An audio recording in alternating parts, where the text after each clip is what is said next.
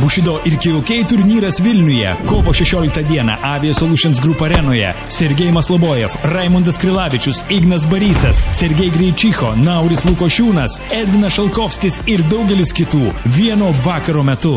Sveiki gerbiami žiūrovai, čia kovinio sporto laida Bushido ringas ir mūsų studijoje Sergejus Maslobojevas. Labas, Sergejau. Sveikas. Labai malonu matyti. Pasikalbėkime iš karto apie tavo sugrįžimą į Lietuvos ringą. Iš tikrųjų, paskutinė kova tavo buvo wow. Taip. Buvo wow ir tai, kad tu po kovos po 2 valandų tik tai turbūt grįžai persirengimo rūbinę, ar ne? Taip, užtruko kaip minimum po 1,5 valandos pasibendrauti, pasilabinti, nusifotografuoti su gerbėjais. Ir kaip aš ir sakiau prieš kovą, tai yra mėgstamiausia mano turbūt karjeros dalis - kovoti Lietuvoje prieš savo publiką, prieš savo žmonės, dovanoti jiems tą reginį, gauti iš jų tą emociją, tai tokie, žinai, barteriniai mainai gaunasi. Jo. Ir iki rūbinės jau visi pavargo manęs laukti, iš tikrųjų, kol aš grįžčiau, gal aš jau iš jų prakytą išėjimą. Bet tai yra dalis, ar ne, viso to, kad tu darai, pasibendrauti su žmonėm. Daugeliu tų ir jaunų vaikų esi įkvėpimas, jie tiesiog nori nusifotografuoti, pakalbėti. Žinok, visą gyvenimo, mano karjerą, ne gyvenimo, o karjerą, mane žavėjo vienas pasakymas vieno didžiojo kovotojo, Muhammad Ali, kai jį vadino People's Champion.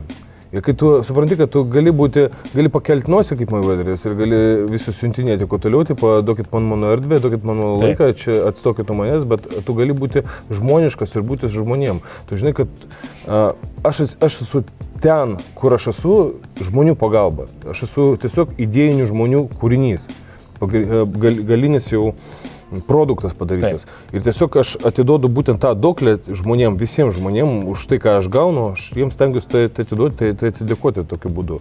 Todėl mane ir ne vienas žmogus turbūt ir priima, būtent taip, kaip aš ir patinka man girdėti tą žodį, žinai, žmonių čempionų būti. Būti ne tiesiog eilinis, nes čempionas, žinai, vienas šiandien, rytoj kitas, o žmogus visam gyvenimui turi likti.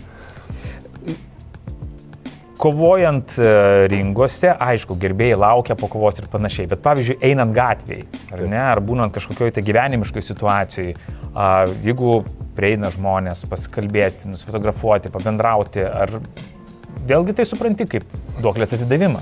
Faktas, būna savo reikalas visiems, būna skubi, bet visą laiką stengiuosi sustoti, pasilabinti, ranką paspausti, nuotrauką pasidaryti, išklausyti jų komentarą, duoti jiems patarimą.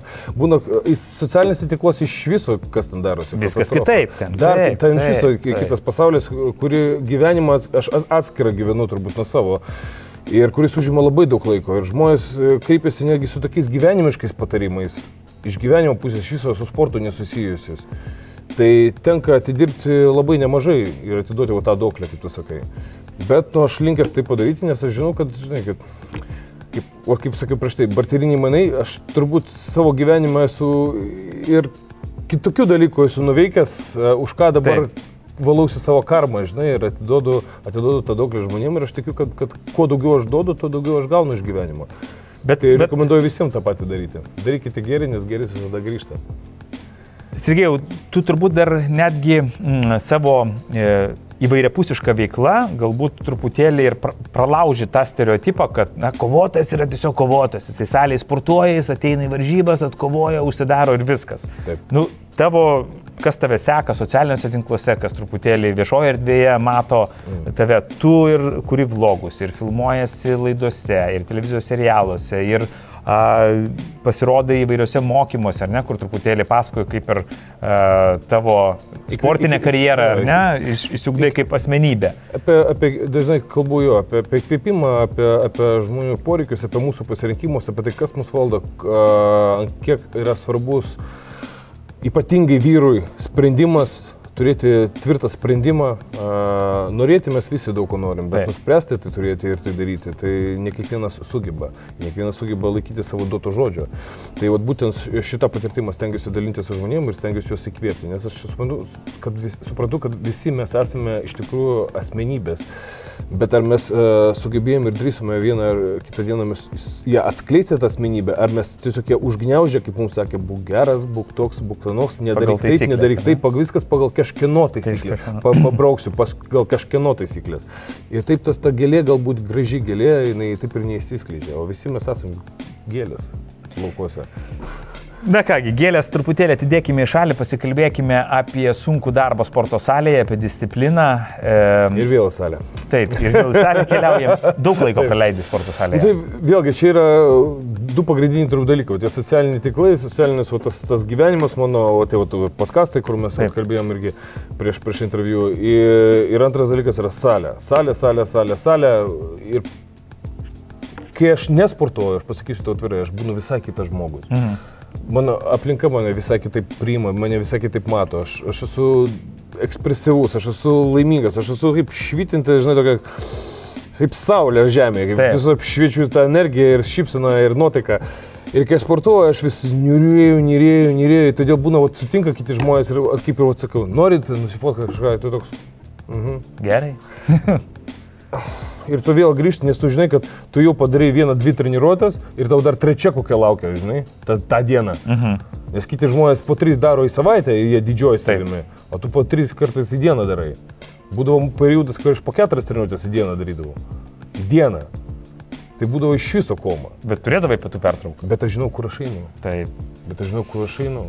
O kiekvienam vyrui, tai jeigu grįžtume apie tą motivaciją, kiekvienam vyrui, ypatingai žmogui, bet vyrui ypatingai turi turėti kryptį vyras, turi žinoti, kur jis nori nueiti, kas jis nori būti, kas jis apskritai yra toks.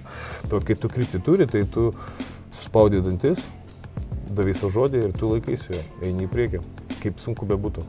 Kokį žodį savo davai prieš paskutinę kovą, kovojant arenoje? Priešininkas buvo stiprus.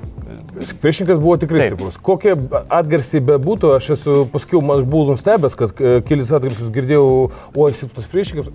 Klausykit, silpnas, klausykit, jisai sunkios svorio kategorijos, žmogus 17-2 rekordas. Ta prasme, jisai gloriai taip pačiau kovojo. Taip. Prieš topus. Nu, ta prasme. Faktas, kad yra šiek tiek ir farto mūsų sporte. Jo, smūgio jėga pas manęs generuojama yra nemaža. Bet jeigu aš nebūčiau tada pataikęs tuo metu, arba nebūčiau pastebėjęs jo šiek tiek susviravimo, galbūt kovos eiga visai kitokia būtų. Galbūt ir aš būčiau jo vietoje, niekas nežino, bet gavosi viskas taip. Ir ačiū Dievui, kad gavosi. Ir aš vėlgi eilinį kartą sugebėjau dovanoti žmonėm puikų reginį. O pati įsimintiniausia kova per tavo visą karjerą, kokia buvo? Nesvarbu, tai buvo pergalė, pralaimėjimas. Aš pasakysiu taip, kad viena turbūt įsimintiniausių jo buvo turbūt taip pat vykusi KOK prieš Bridgewaterį. Bridgewaterį, Olandų kovotoją. Su didelė kasa, ar ne? Su didelė kasa. Tada buvo kaip tik toks periodas visiems turbūt juodas, tamsus po amžinatilsio Remygos mirties. Norėjau ir jį pagerbti ir organizavau ten visą būrį žmonių ir kas dainuos, ir kaip kas darys, kaip kas išsidės, kaip ką darys. Einu jau perdegęs, išeinu į kovą, bum, pirmo raundo vidury man plyšta šoninis raištis, aš ant kojos nebestoviu, aš nebesuprantu, kas darosi. Kiti sako, plaukia, koks plaukia, man neįpataikė, man nei ką, bet aš tiesiog realiai nesuprantu, kas man darosi, nes aš dar perdegęs ir dar koja nelaiko. Paskui bum, dar knockdowną gaunu, wow! Bet paskui po to knockdowno grįžtu į kovą.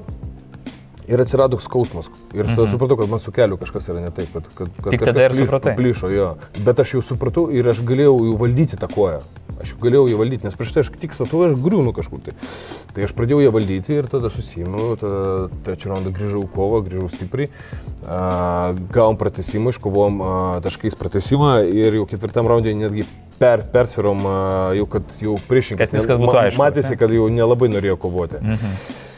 Tai kad jie patys netgi tokie buvo, kad wow, Čia taip padarė tikrai. Ja. Gerbiami žiūrovai, pratęsime su Sergejum pokalbį po reklamos. Čia kovinio sporto laida Bushido ringas. Bushido ir KOK turnyras Vilniuje. Kovo 16 dieną Avia Solutions Group arenoje. Sergej Maslobojev, Raimundas Krilavičius, Ignas Barysas, Sergej Greičicho, Nauris Lukošiūnas, Edvinas Šalkovskis ir daugelis kitų. Vieno vakaro metu. Įspūdingos kovos, tikros emocijos, įtampa ir adrenalinas. Kovos menų televizijos kanale Prime Fight HD.